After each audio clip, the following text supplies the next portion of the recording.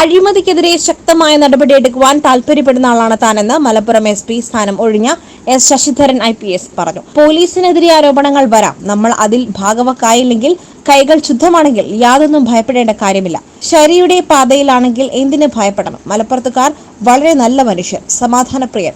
ജനസംഖ്യ കണക്കിലെടുക്കുമ്പോൾ രജിസ്റ്റർ ചെയ്യുന്ന കേസുകൾ കൂടുതലല്ല. SP ക്യാമ്പ് ഓഫീസിലെ മരംമുറി പരാതിയിൽ അപ്പോൾ തന്നെ നടപടിയെടുത്തിട്ടുണ്ട്. മലപ്പുറത്തെ ജനങ്ങൾ വളരെ നല്ലവരാണ്. അവർക്കിടയിൽ കാണുന്ന ശരിയല്ലാത്ത കാര്യങ്ങൾ കൃത്യമായിട്ട് പോലീസിനെ അറിയിക്കുന്നതിൽ വളരെ സദാ ജാഗരൂകരാണ്.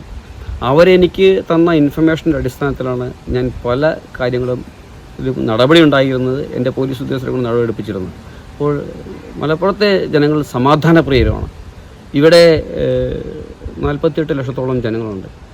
അത്രയും ജനങ്ങളുടെ ഒരു ജനസംഖ്യയായിട്ട് തട്ടിച്ചു നോക്കുമ്പോൾ ഇവിടെ റിപ്പോർട്ട് ചെയ്യുന്ന കേസുകളുടെ എണ്ണം അത്ര കൂടുതലൊന്നുമല്ല.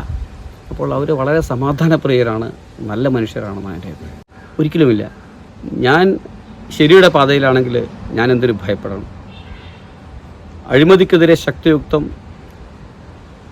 നടപടികളെടുക്കാൻ വേണ്ടി താല്പര്യപ്പെടുന്ന ആളാണ് ഞാൻ. അപ്പോൾ അതുകൊണ്ട് തന്നെ പോലീസിൽ ആരോപണങ്ങൾ വരാം, പക്ഷേ നമ്മളതിലൊന്നും ഭാഗവാക്കല്ലെങ്കിൽ, നമ്മളുടെ കൈകൾ ശുദ്ധമാണെങ്കിൽ യാതൊന്നും ഭയപ്പെടേണ്ട കാര്യമില്ലല്ലോ. എനിക്ക് കിട്ടിയ ആ മരമുറി കേസിലെ പരാതിയിൽ അപ്പോൾ തന്നെ ഞാൻ നടപടിയെടുത്തിട്ടുണ്ട്. ഞാൻ മേലുദ്യോഗസ്ഥനെ അറിയിച്ചിട്ടുണ്ട്. അത് അന്വേഷണം നടന്നു വരികയാണ്.